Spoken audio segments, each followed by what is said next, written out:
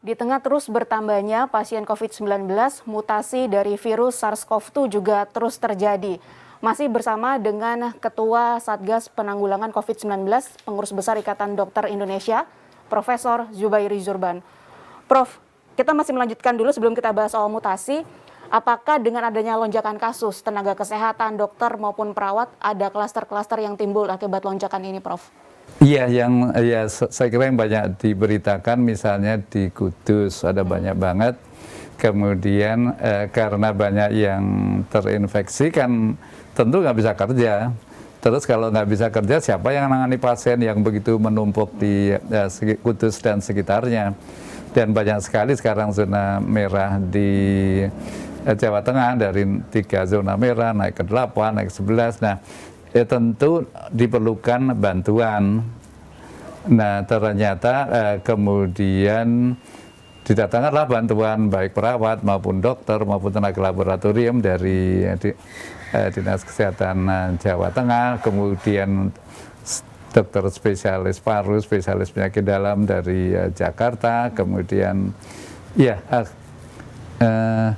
jadi artinya apa Jakarta nggak ada? Ternyata nggak benar. Ternyata Jakarta mulai bertambah lagi dokter-dokter yang terinfeksi COVID-19.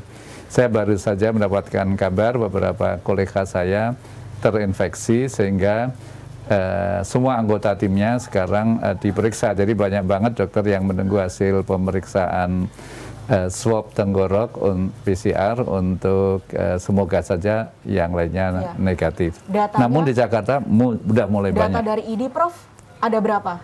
Adakah data update-nya berapa atau belum terhitung? Oh, data update-nya karena ini masalah angka, nanti saya akan saya sampaikan yang yang sudah di print ada rinciannya ada semuanya. Tapi ini bisa diprediksi, Prof, bahwa akankah kolaps seperti India di Indonesia dengan adanya lonjakan seperti ini, kemudian nakes juga terkena imbasnya, atau tidak akan terjadi?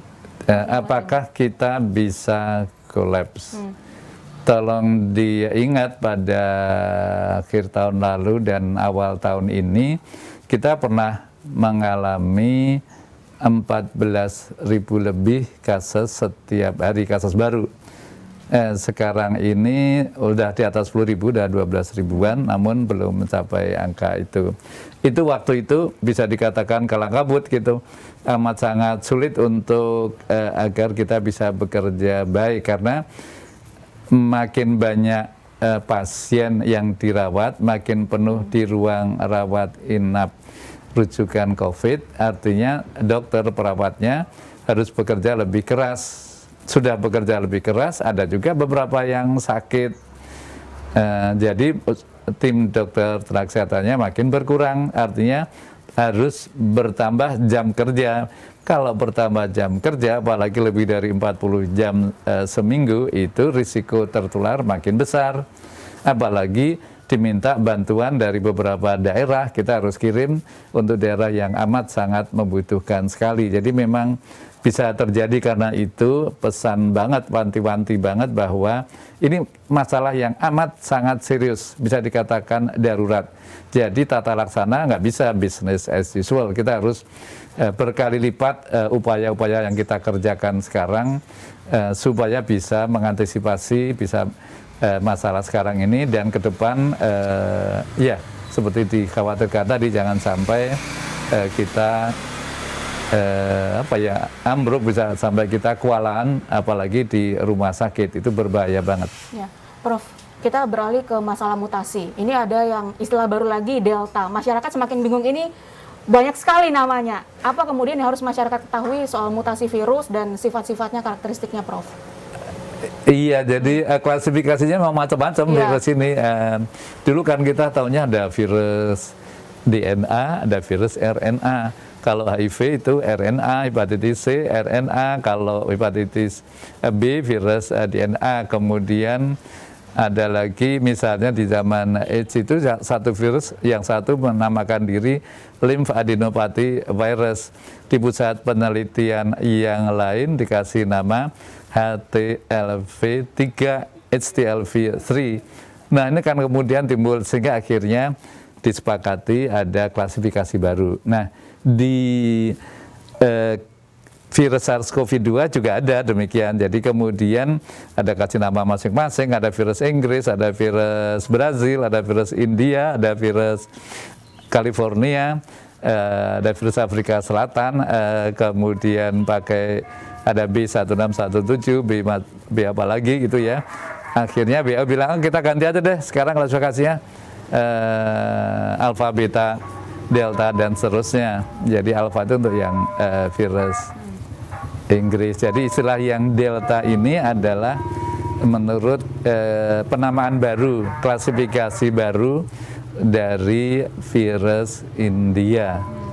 Nah, jadi selain virus tadi kan sudah disebut, jadi ada kalau dari asalnya dari varian, jadi kan intinya virus SARS-CoV-2 penyebab COVID-19 ini selalu mutasi.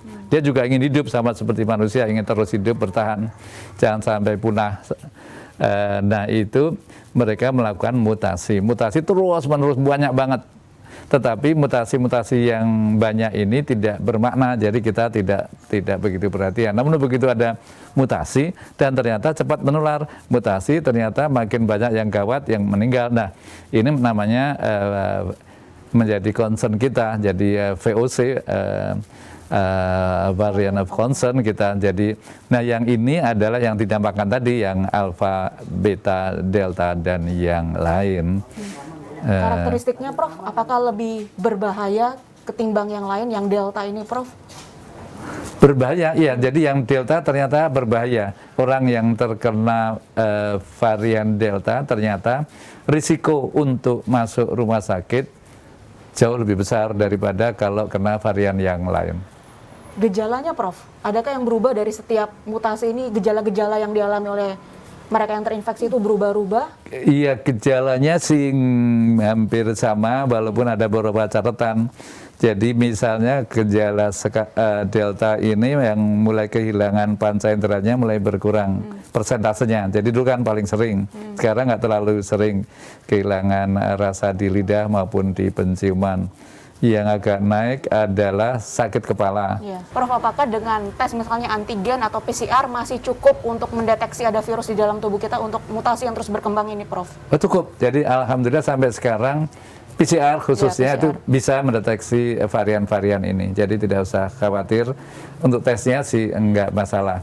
Antigen dan sinus bagaimana? Ya, antigen dan sinus untuk screening silahkan, namun untuk diketahui tidak sesensitif PCR, tidak sespesifik PCR. Jadi kita harus tahu keterbatasan dari antigen itu. Jadi maksudnya kalau dites antigen negatif, 1-2 masih ternyata ada virusnya. Demikian pula Jinus. Jinus pun syaratnya macam-macam, jadi nggak bisa diletakkan di stasiun, di ruangan yang di tempat banyak penumpang keluar masuk, nggak bisa. Jadi harus di ruangan tertentu, ada syarat-syaratnya.